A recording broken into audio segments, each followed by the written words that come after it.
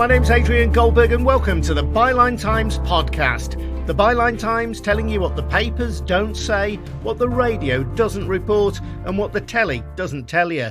This week, savage cuts to Britain's overseas aid budget.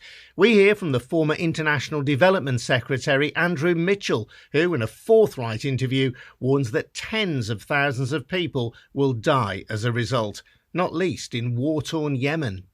Britain is complicit in a famine that is killing children. There is testimony of children starving to death, which is the most appalling thing in a world of plenty.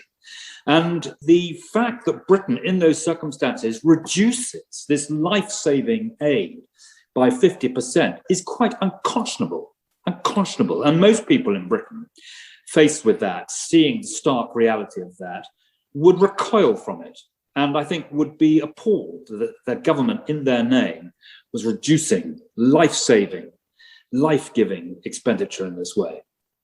And we hear from a charity that helps young women overseas understand contraception, the right to say no to sex, and the value of education. These are services which have already been forced to take a backseat during the pandemic. COVID has obviously taken a huge strain on health systems around the world, and the secondary impacts mean that sexual and reproductive health and rights services have fallen by the wayside.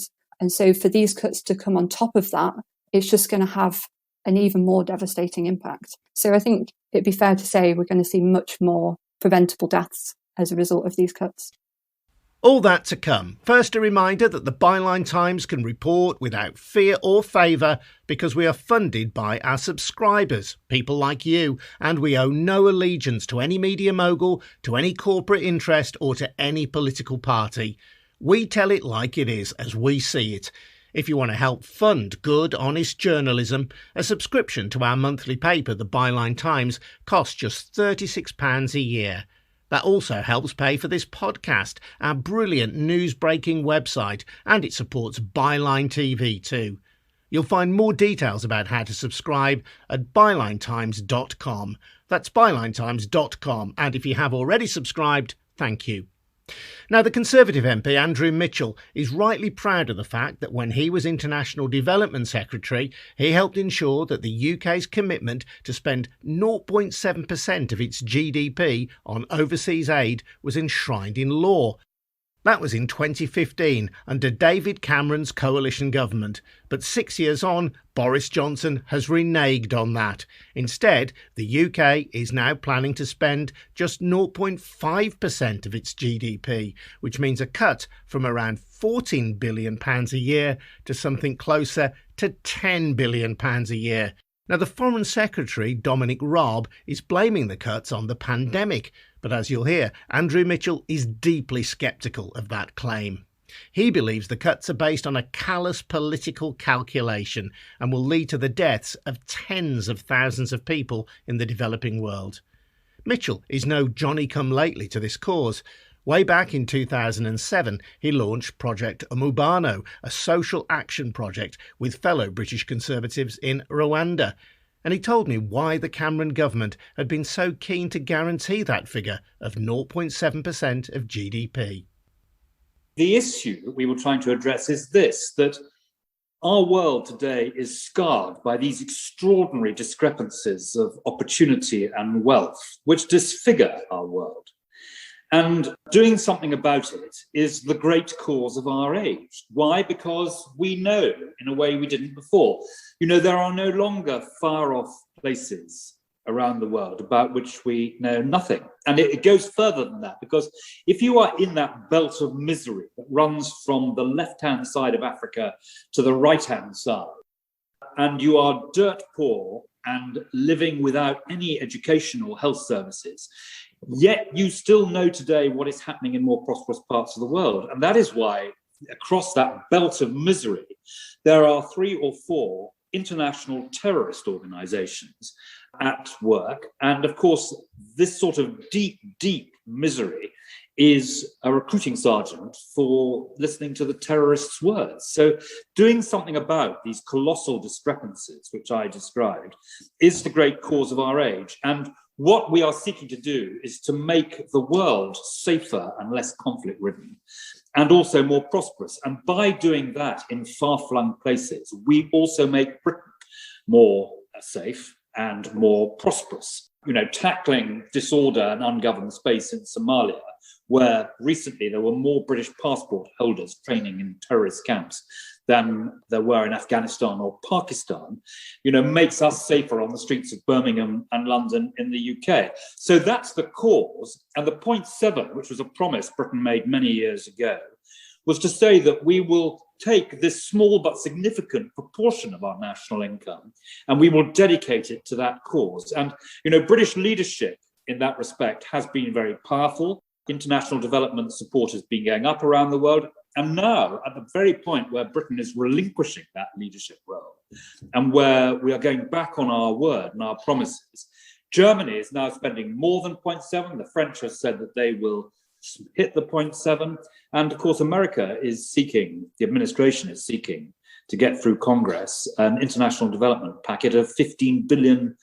So, we are relinquishing our leadership and going in reverse at the very time when everyone else has got the message that Britain for the last 2 decades has been trying to get across.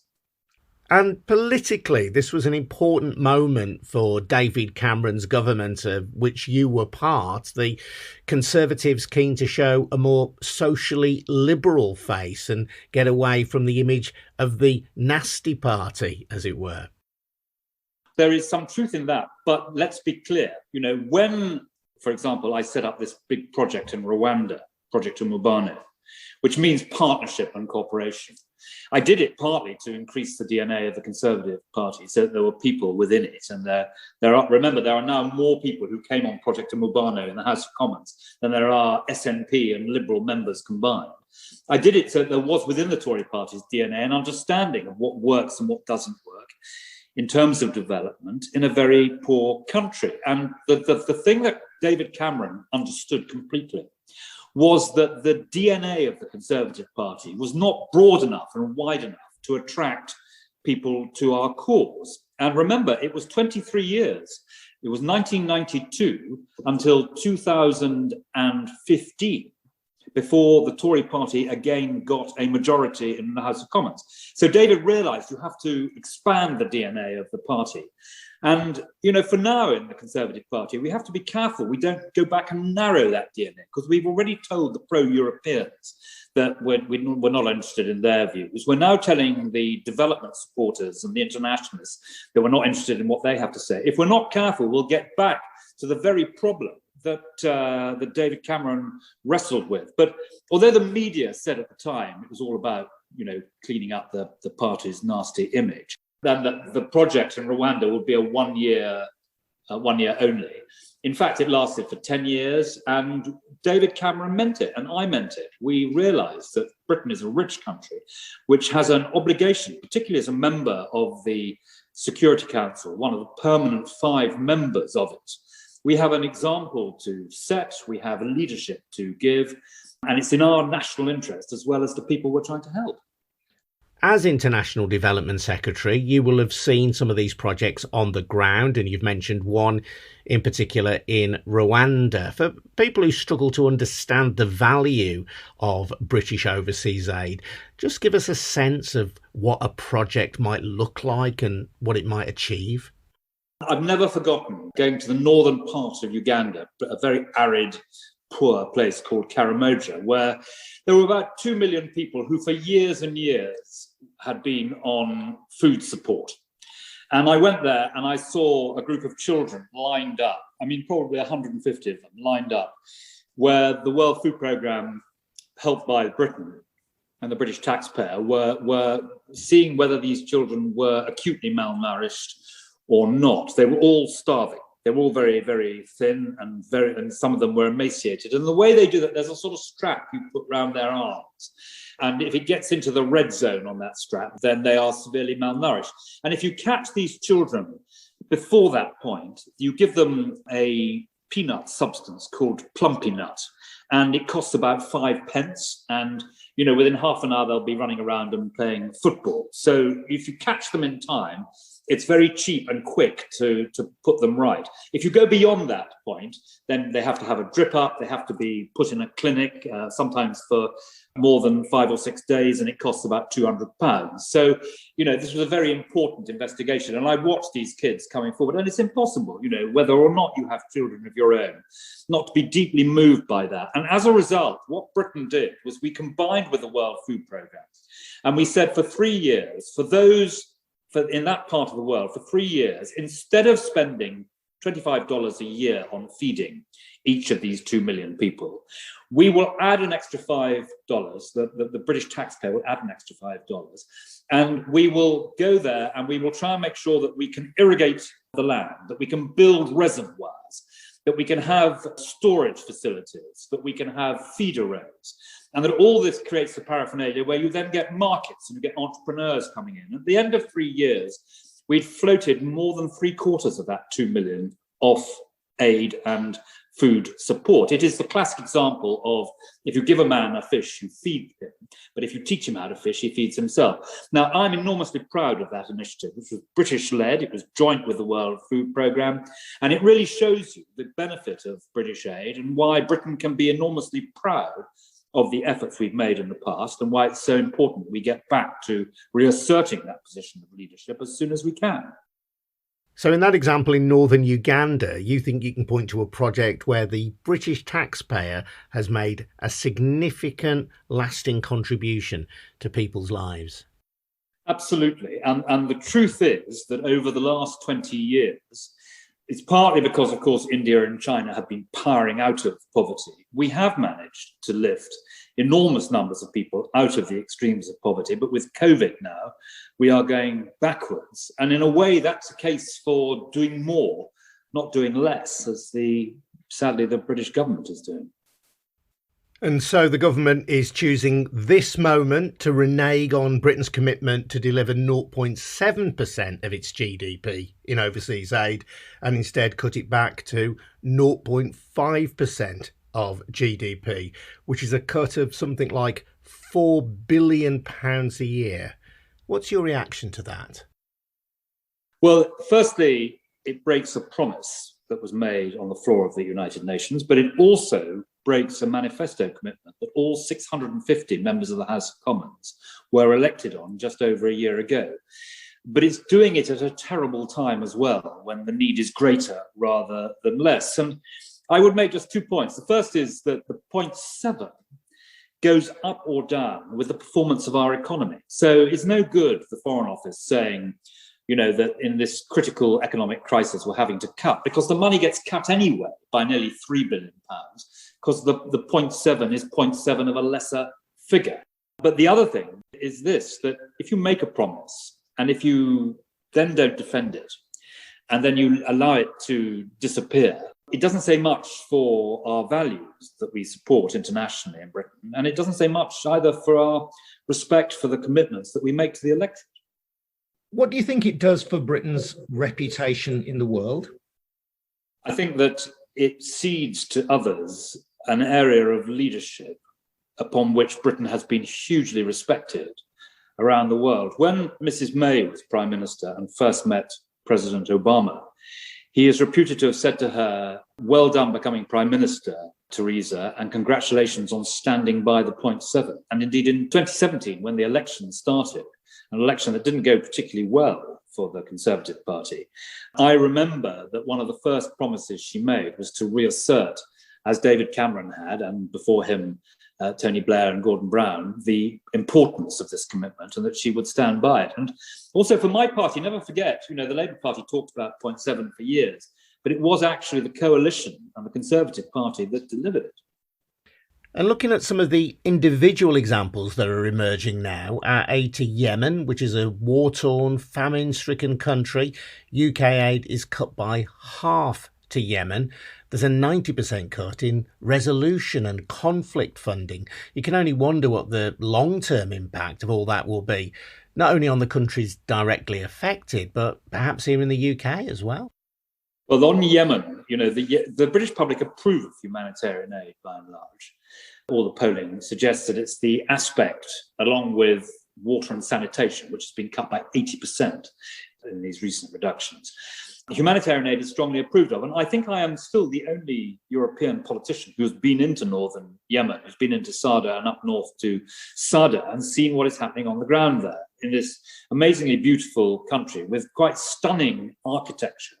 But as I was driven through the country, I saw people who were terribly emaciated and very thin. And I also saw the brilliant work that Oxfam, for example, was doing, where they'd done a deal with a town that they would reconnect their water if the town would allow them to put some displaced people on arid, rocky ground and feed them and look after them just outside the limits of the town. So I saw for myself what was happening. I saw, the starvation, but also the work that Britain was doing. British international charities were doing there. And on Yemen, the big picture is this, that there's a coalition that is pounding the Yemenis from the sky at nighttime and which has blockaded the country by land, sea and air, which is causing a famine. So Britain is complicit in a famine that is killing children there. There is testimony of children starving to death, which is the most appalling thing in a world of plenty. And the fact that Britain, in those circumstances, reduces this life-saving aid by 50% is quite unconscionable.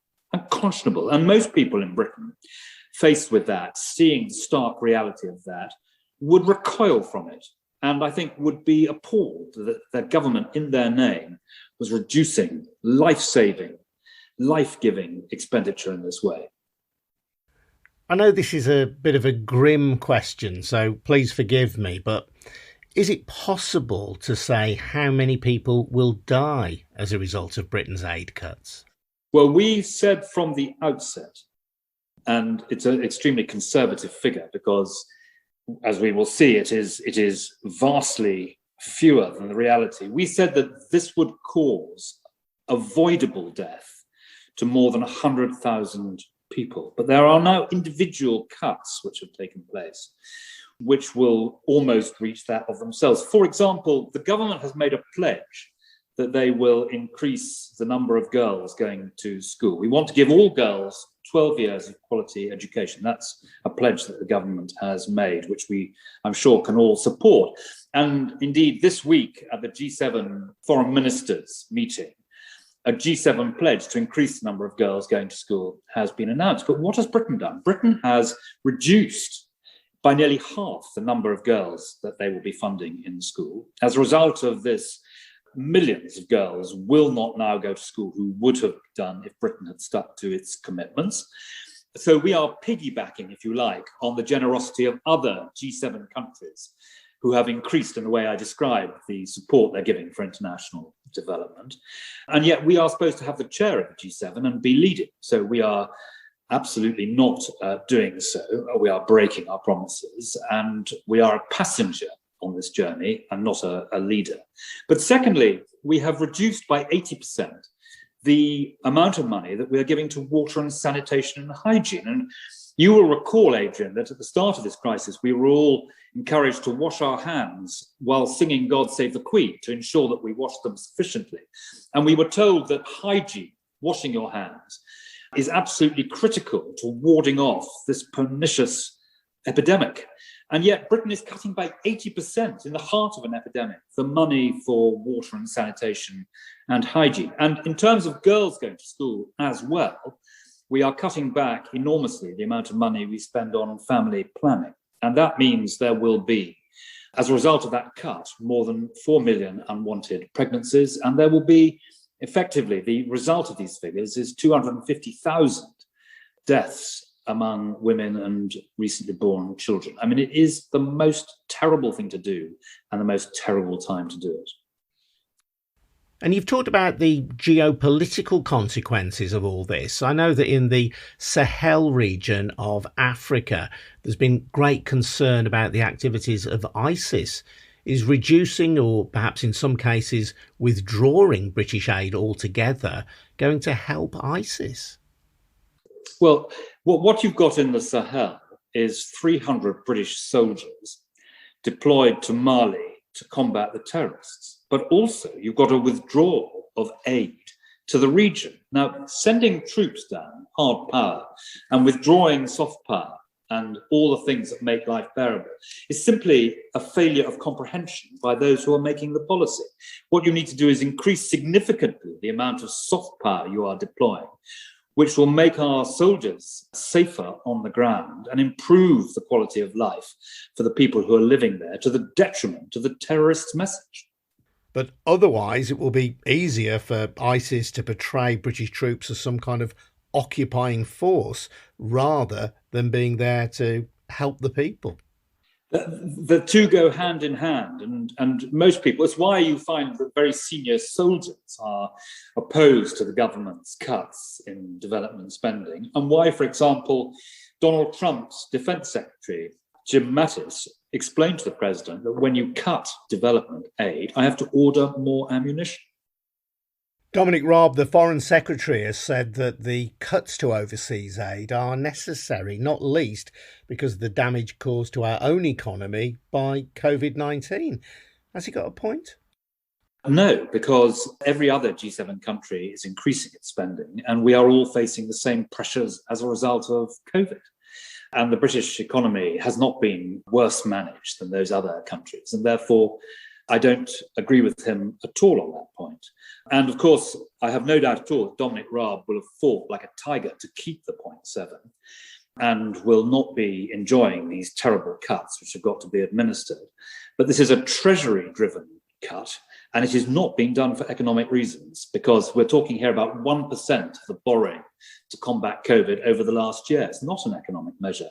It's a political measure, because they believe it goes down well in the red wall seats, which is quite a patronising attitude, actually, to people in the red wall seats, who are always amongst the first to raise money through pub quizzes or car boot sales when these terrible tragedies take place around the world and there's flooding or famine. You see people in the red wall seats really wanting Britain to put its shoulder to the wheel and go to their rescue. So you think this is purely a political calculation then? People in traditional working class Labour areas are more likely to vote Conservative if they think the Tories are being tough on overseas aid? I merely lay the facts before you. We are talking here of 1% of the COVID expenditure and borrowing in the last year. And it was the only cut that was announced in what was otherwise a very good comprehensive spending review last autumn, the only cut. And I don't believe you can draw any other conclusion that this was a political and not an economic act. As someone who's been so passionate about overseas aid and for such a long time, Andrew, and as someone who got the 0.7% of GDP enshrined in law, how do you feel emotionally now that that progress has been reversed?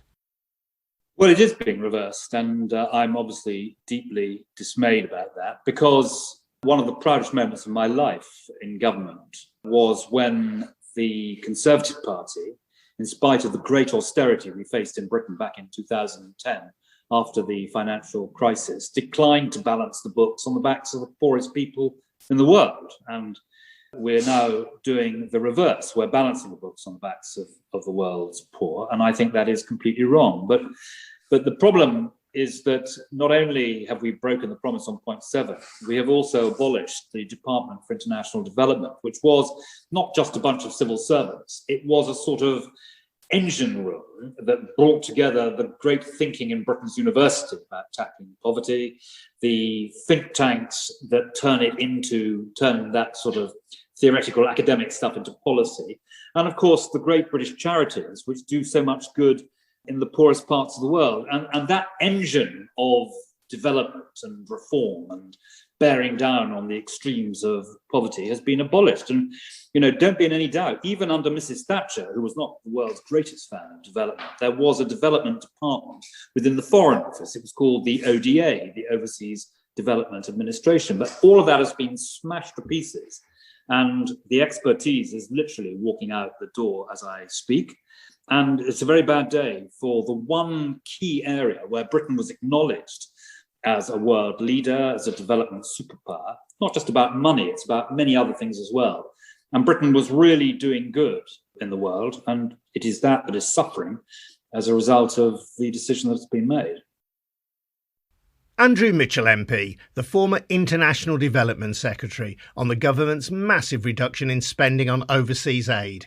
But what do the cuts mean on the ground in developing countries who need our help? Let's take just one area that Andrew mentioned: sexual health and reproductive rights. The United Nations Population Fund, the UNFPA, has condemned the UK's 85% cut in funding for a programme which it says has the potential to avert millions of unintended pregnancies and prevent the deaths of hundreds of thousands of mothers and newborn children. They describe it as a betrayal of women and girls around the world. Bekky Ashmore is a policy and advocacy advisor for the charity Plan International UK, which works with the UNFPA. They have projects in more than 50 countries around the world, and part of their funding comes from the overseas aid budget. So as Plan, we work with lots of different communities around the world. So we particularly work with communities where girls are marginalised, communities are living in poverty, and they face many challenges in their lives. We work with them on a long-term basis to identify and make changes to their lives. We partner with girls and young people at all stages of that, working with them to identify what it is they want to change and helping them achieve that. So whether that is making sure more girls are in school and they're getting a good quality education, whether it is putting in place water and sanitation facilities and getting good adoption of using those services, right through to ending child marriages and changing the norms within that community that allows girls to have control over their lives and their bodies, through to changing attitudes towards sexual and reproductive health. So addressing any myths and stigma that may come from using contraception, helping change health services so they're adolescent friendly, making sure clinics are open at adolescent friendly times, so making sure they're open after school, and really helping girls make their voices heard and be listened to by local decision makers. And in terms of addressing issues around sexual health and reproductive rights and so on, presumably that kind of information and perhaps, I don't know, prescribing the pill or other forms of contraception can be life-changing for many young women in these communities. Absolutely. So as Plan, we don't offer direct sexual and reproductive health services. There's many great other providers that do that. But we really work in the communities to generate the demand and understanding behind these services, and allowing a girl to know that she is able to access these services and to good quality, scientifically accurate information so that she can make an informed decision about having sex, that she has that control and able to make those decisions and has a human right over her body, and that she is able to access services that will allow her to prevent an unintended pregnancy. And I guess in some cases you'll be working with quite traditional communities that are quite conservative in some ways. Do you get any pushback? I think there's always going to be pushback when change happens. No one likes change, no matter what scale it is. So that's why it's really important that we work in partnership with girls and young women to identify what it is that they want to be changed. We're not coming in with our own agenda. It's very much working with them to work out what they want to see changed, and then setting up dialogues at a community level. So whether that's between mothers and daughters, fathers and sons, also do some great ones involving grandparents who often hold a lot of those norms within a community. It's then also bringing in community leaders to talk directly to young people so they hear their views and what they want to see changed. Also with faith leaders who hold a huge amount of influence within community, helping them understand what it is that girls and young women want to see changed and how they can help them do that. Definitely goes a long way to preventing some of that pushback and creating real long-term meaningful change. In that work, how significant is the input of Britain's overseas aid budget? The UK has a really important role in sexual and reproductive health and rights globally. It has been a massive champion. It hosted the London Family Planning Summit in 2012 and then again in 2017. And both of those were really key moments to bring together governments and partners from all over the world to make new and bold commitments ambitious commitments on family planning and beyond. And so it plays a really important role to drive progress in this area, which it continues to do within the UN spaces. And it really backs that up, or has historically backed that up, through significant funding. And the UK, as a donor, has always championed a really comprehensive set of services for sexual and reproductive health and rights. And it hasn't been afraid to fund what might be seen as some as like the more taboo topics. So safe abortion, adolescent sexual and reproductive health, periods and menstrual health. The UK has put that all together and really championed that, which as a global donor has really shifted progress and brought others along with it, and driven commitments from national governments to improve their work and really leverage other finances from other governments, all of which come together to make a real meaningful difference for girls and young women on the ground. It gives them access to the services that they need and deserve, helps strengthen health systems, and really fits together that piece of driving gender equality so that they can access that education that they want, and they can take that career that they would like, or they can have the family they want for the amount of children they have, if they have them, with who they have them, and how far apart to have them. According to the United Nations, the UK government is now cutting 85% of its promised funding to the UN's Global Family Planning Programme. What real impact will that have on the ground?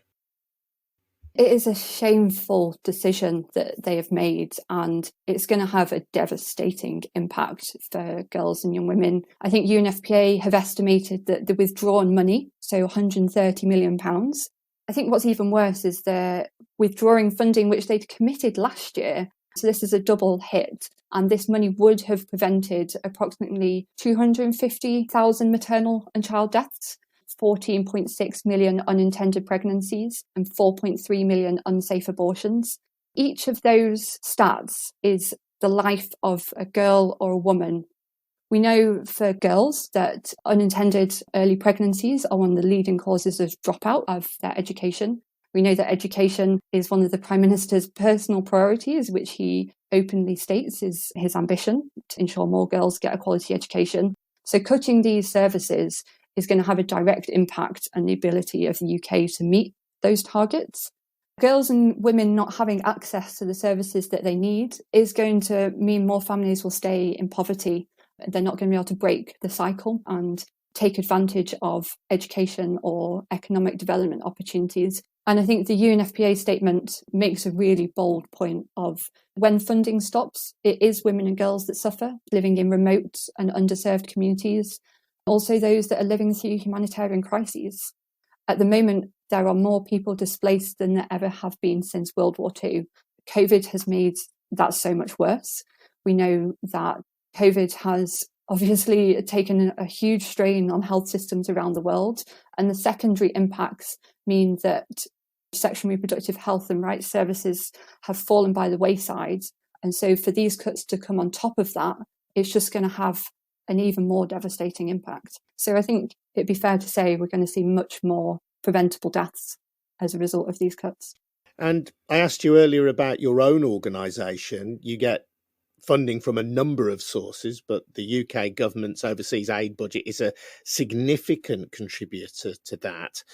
Are you going to be able to continue all of the work that you do in all of the places that you do with these cuts? I think at the moment for our organisation, we're watching and waiting to see exactly where the cuts are likely to fall. We're still finding out. On top of the impact of the cuts themselves, there's been a complete lack of transparency from the UK government about where they will fall and when. This just adds insult to injury, and it makes it even harder to plan. So I think the reality is we are not going to be able to reach as many people as we would like to. And that is the same for the entire charity sector in the UK. Not knowing the information just makes it so much harder to plan and be responsible in what we're doing when we're working with these communities. When a project ends, you have a transition plan. You don't just suddenly up and leave those communities. You build out slowly so that they're able to continue sustainably work that's been ongoing. Whereas this just gives a cliff edge And that is going to have huge consequences. Obviously, the work that you do can benefit individual women, the communities in which they live, but they're also an expression of British soft power.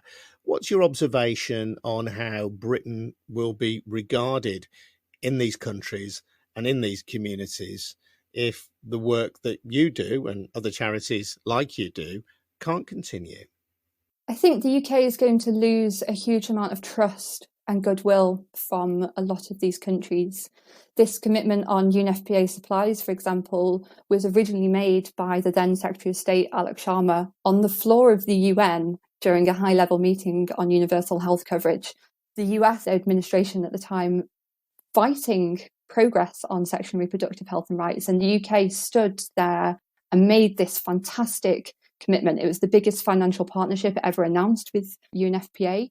And the UK was proud to stand there. I was proud to be British at that point when the UK stood up against a global rollback on gender equality. And for them to now renege on those commitments, how do we trust what they're going to say? These are now just empty words and broken promises. And it's going to take a long time to repair that trust. Bekky Ashmore from Plan International UK. Now, we did contact the Foreign, Commonwealth and Development Office for a response. We wanted to know if cuts in overseas aid are legal, given that they haven't been voted on in Parliament. Andrew Mitchell MP has a legal opinion which suggests otherwise. We also wanted to know how they responded to claims that Britain is causing tens of thousands of preventable deaths by reducing its aid. And we also wondered how Britain could claim leadership on the issue of women's rights and reproductive health in light of these cuts. We didn't receive a reply by our deadline. Before we go, just a reminder to please subscribe to the Byline Times if you can. It funds this podcast, our news-breaking website, and it supports Byline TV as well. Get more details on how to subscribe to our wonderful monthly paper, the Byline Times, at bylinetimes.com. That's bylinetimes.com. I'm Adrian Goldberg. See you next week.